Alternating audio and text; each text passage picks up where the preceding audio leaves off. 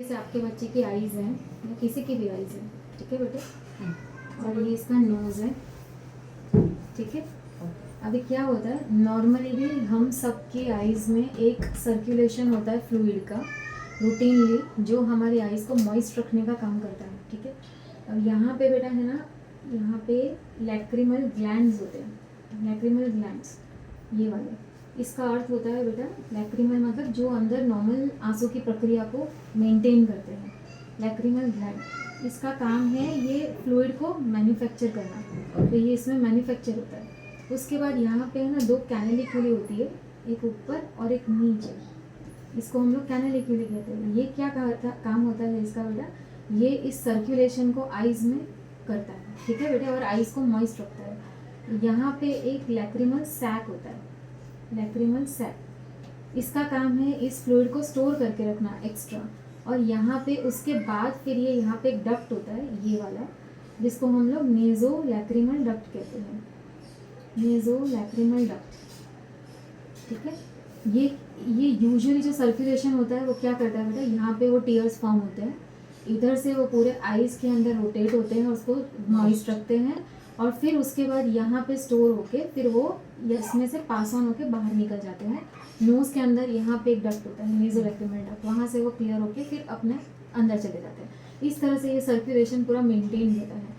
इसीलिए जब हम लोग बहुत ज़्यादा इमोशनल हो जाते हैं, ये ज़्यादा फॉर्म होने लगते हैं, तो ये डक्ट्स यहाँ से आंसू बाहर निकलने लगते हैं, बिकॉज वो ओवरफ्लो हो जाता है, ठीक है।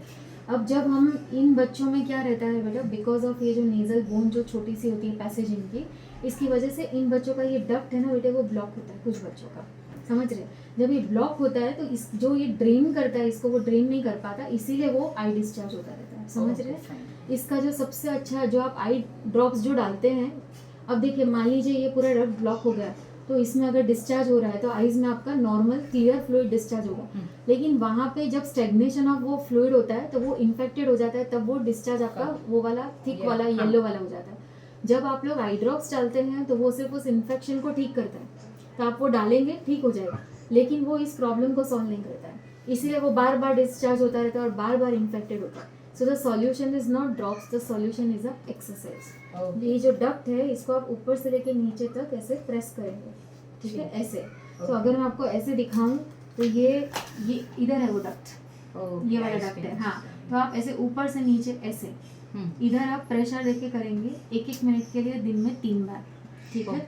अब ये जब आप प्रेशर देते हैं तो ये विद टाइम ये ओपन होने लगती है, ठीक है। Ideally you are suppose to, क्योंकि जैसे जैसे इनका साइज बढ़ेगा, जैसे धीरे धीरे ये बढ़ेंगे, साइज बढ़ेगा, फिर वो ब्लॉक होती है, तो हमें ये करते ही रहना चाहिए।